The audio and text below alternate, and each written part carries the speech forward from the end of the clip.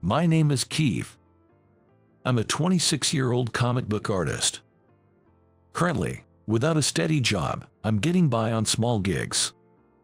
That I can make ends meet at all is thanks to Sarah, who is my wife and very reliable. Keith, I'm home, and did you forget to clean the house again? Sarah, who had unusually returned home on time, sighed in dismay at the sight of our cluttered apartment. Though I, being home more often, should be in charge of the household chores on weekdays, I had been neglecting them lately, with the excuse of being too busy. Oh, sorry about that. Actually, I've been having trouble making progress with my illustration work. I was planning to do it later. If you're busy, that's fine. You'll have to take care of that and I'll do the cleaning, Sarah said, and began tidying up the room efficiently. Unlike me, who's not good at housework, Sarah does everything quickly. Sarah, 24 years old, is a beautiful woman who is recognized by everyone around her, smart and to the point, and is really a good wife who is too good for me. We met at a party held by a publishing company a year ago and quickly hit it off, leading to a whirlwind marriage. Unlike me, a high school grad, Sarah is a talented graduate from a prestigious university and currently works at a major publishing company. According to Sarah, she has been a fan of my work for a long time. My first serial work was a youth-themed boys comic strip about the troubles and struggles of high school students. Though I'm not doing well now, I was once a promising young comic artist, and my debut work was quite popular. However, I lost in the competitive world of comic serializations, and my series was cancelled 2 years after its debut. Keith, I'm sure you can create another wonderful piece. Sarah always encouraged me, and I strongly wish to do so. But, having faced continuous rejections from comic awards over the year, my morale was significantly down. Despite feeling this wasn't right, Sarah's stable job at a big corporation made me somewhat complacent. And such complacency eventually started straining our relationship. Keith, you haven't cleaned again. Sarah came home from a company social gathering and opened her mouth with a tired look on her face when she saw the living room. That day, I had been drinking away my sorrows since noon, having been rejected from a newcomers award I had put my hopes into. I felt pathetic, but even more so, I had no motivation to do chores that day. Drunk from heavy drinking, I blurted out, "Come on, you must be drunk and tired, too. Let's get some sleep now and clean up tomorrow. I'll take care of it tomorrow for sure." How many times am I supposed to believe that line? Seeing Sarah's face, I sobered up instantly. Tears were streaming down her face, a look of utter sadness. My wife's tears hit me hard. "Sarah, I'm sorry. I'm tired of it. Even you are tired of me nagging at you, right?" "That's not true, and..." "Well, that's enough. If we keep going like this, we'll just ruin each other. Keith, let's get a divorce," Sarah said, her shoulders trembling, tears welling up in her eyes. At that moment, I truly regretted my actions for the first time. I had been taking her for granted, but she must have reached her limit. I had no right to insist we stay together after all I had done to hurt her. Okay, I understand. And so, we put an end to our one-year marriage. Sarah is still young at 24, brilliant and beautiful. She will surely have many wonderful encounters in the future. After my divorce from Sarah, I decided to return to my family home and help with the farming. I thought I would completely give up drawing comics. But seeing me like this, my mother said something unexpected. "Keith, are you not going to draw comics anymore?" I was taken aback by her words. My mother had always been somewhat negative about me drawing comics. She had always insisted I get a proper job, and now I wondered what had changed her mind. "Well, that's the plan, but why do you ask?" "Actually, I've read your comics too, after Sarah strongly recommended them to me." "Sarah?" I never dreamed Sarah's name would come up in this context. Right, Sarah always praised your comics. She told me that she felt a lot of pressure to go to school because her older brother had gone to a very difficult university when she was in high school preparing to go to college. She also said that your comics gave her encouragement and inspiration. Indeed, the characters in my comics often include high school students struggling with exams. At that time, reading your comics not only moved her but also made her want to be involved in creating such works, which motivated her to pursue college with a positive mindset. I see. It's surprising that Sarah would talk like that with you. I got curious because of that and read your comics myself. Honestly, I used to think comics were just for kids, but I was deeply moved. It's incredible that you can create such touching stories. Before I knew it, my mother was wiping a tear from her eye with her finger. Keith, it might be presumptuous of me to say this, but I'm sure Sarah also wishes for you to continue drawing comics, and I, too, want to read more of your works. Hearing my mother's words, I felt I couldn't give up on my dream of being a comic artist. I decided to leave my parents' home again, moved into an affordable place, and started living alone. Honestly, it's quite tough to make ends meet even in a rundown apartment with my current income. But I knew I had to push myself to this extent to change. All right, let's get drawing. Patting my cheek to cheer myself up, I sat down at my desk. Without Sarah or my mother around, I had to take care of all the household chores myself. Although I struggled at first, my household chore skills improved significantly with practice.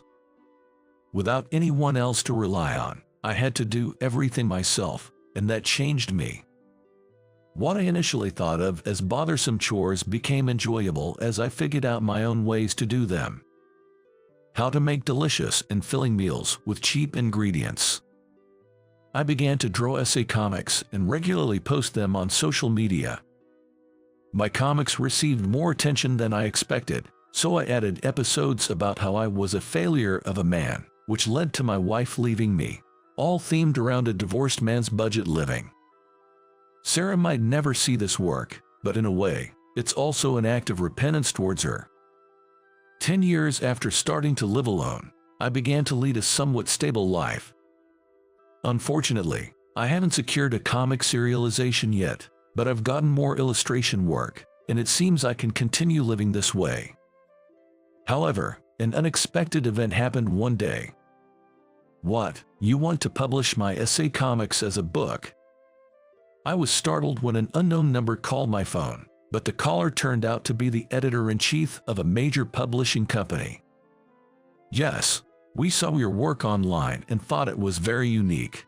We saw your phone number on your social media profile, so we decided to contact you.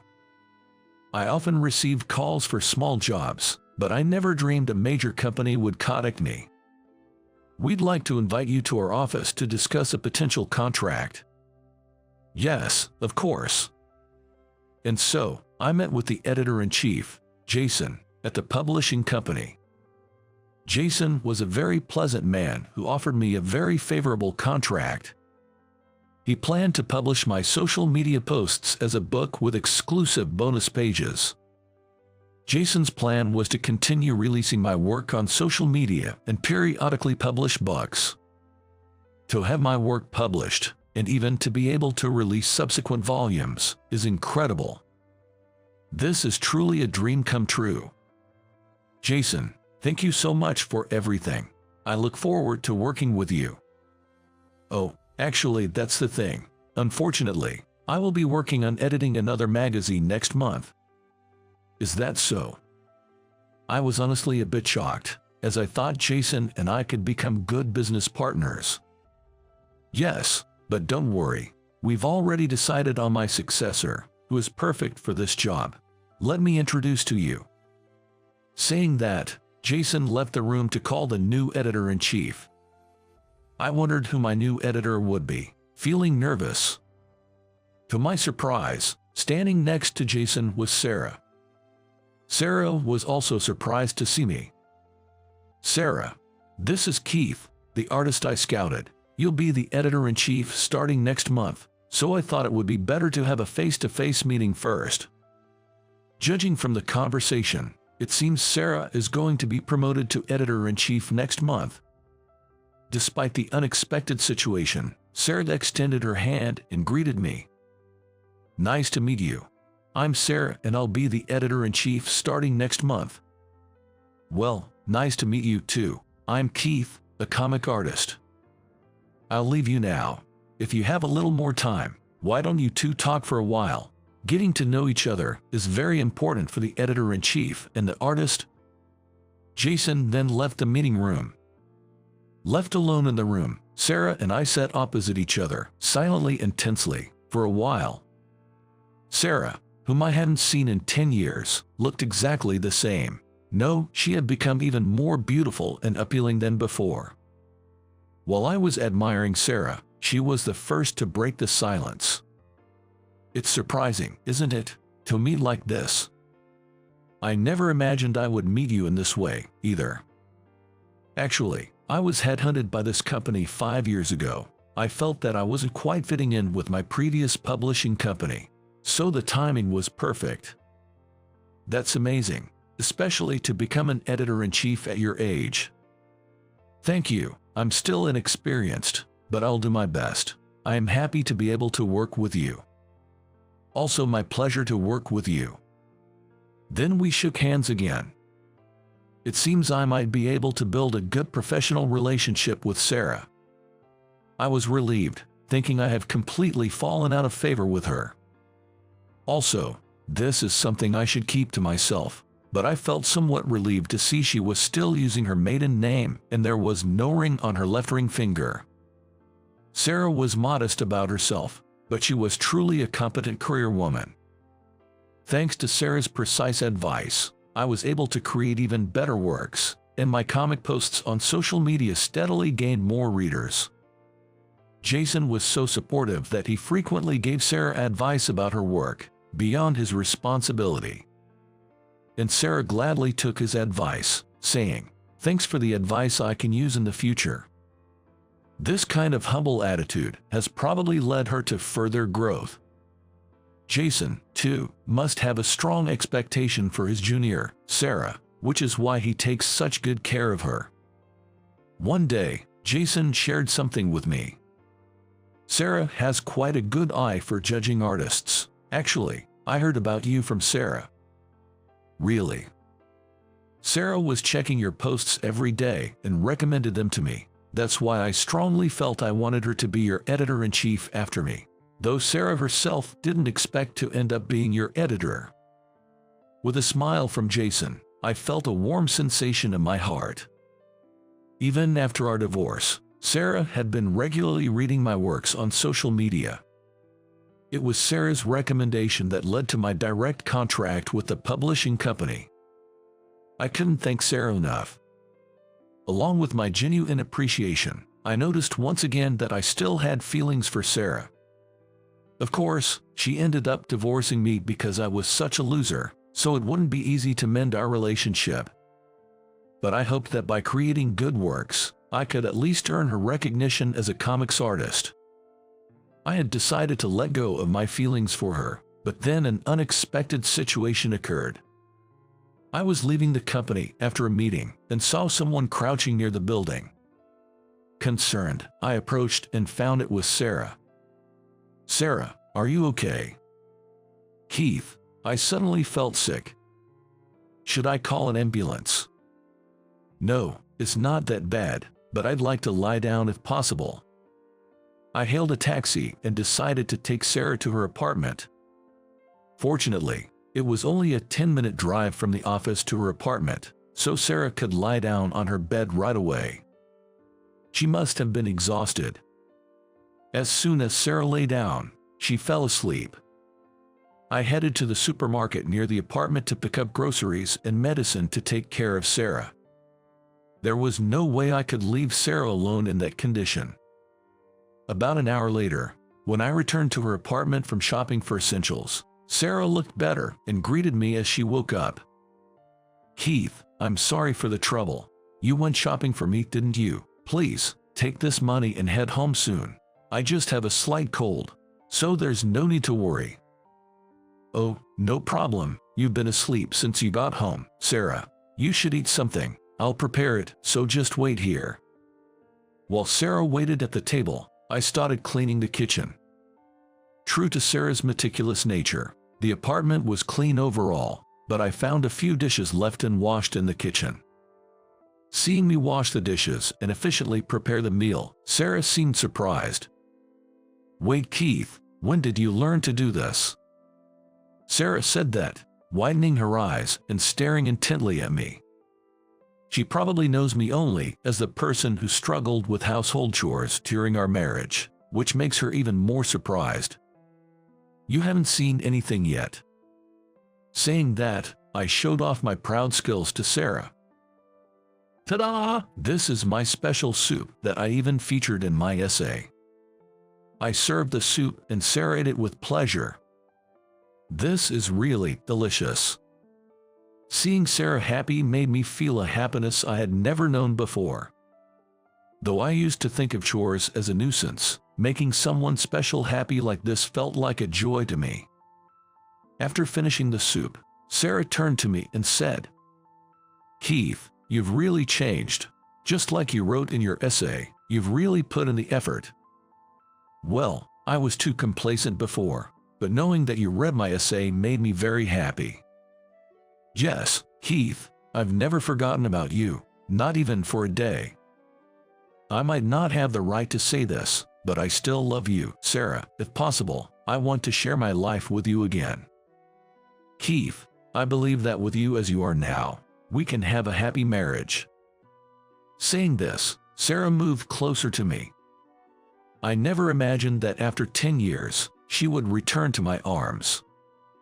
Grateful for this miracle, I cherished the moment and held Sarah gently. I was determined not to repeat the mistakes of the past. It was a special night when I resolved to love her wholeheartedly. 6 months later, we remarried and re-registered our marriage. Now, as a couple and as an editor and comic artist, we have a great relationship. We are currently working together on a plan to revive my debut work for a new serialization.